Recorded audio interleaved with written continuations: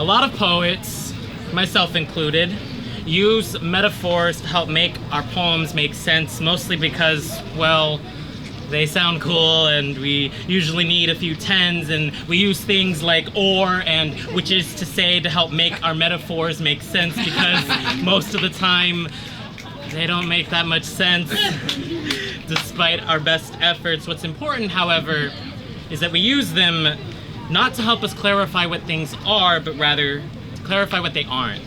For example, her hair is silk is actually to say that her hair isn't rough or messy, or makeup is actually a sin so unholy that it means exile from the kingdom, I mean queendom of white feminism, I mean Hillary Clinton, I mean Taylor Swift, I mean intersectional. Just like Miley What's Good isn't protesting cultural appropriation, it just means you're being divisive. Or white queers using the struggles of colored queers isn't a metaphor for the oppressed trying to oppress. After all, these, like metaphors, just don't make sense. Like getting angry at gender-neutral restrooms in public, even though everybody's home got a gender-neutral restroom, doesn't make sense. Like 41% of trans or gender non-conforming people attempting suicide doesn't make sense. Like over 90% of mass shootings in 2015 being committed by non-Muslims doesn't make sense. Like a Facebook profile filter and a hashtag to show support doesn't make sense. Like that filter that says we are insert name of city inside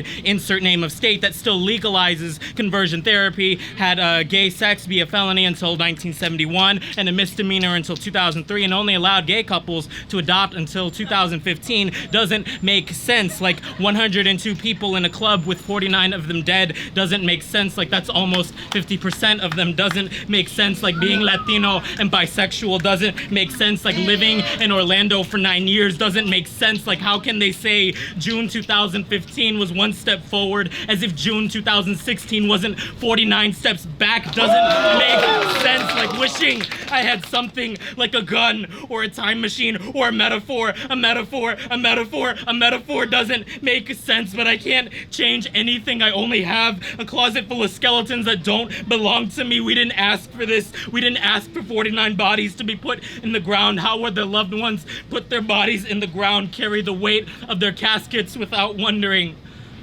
how much of what's inside is missing from all that lead?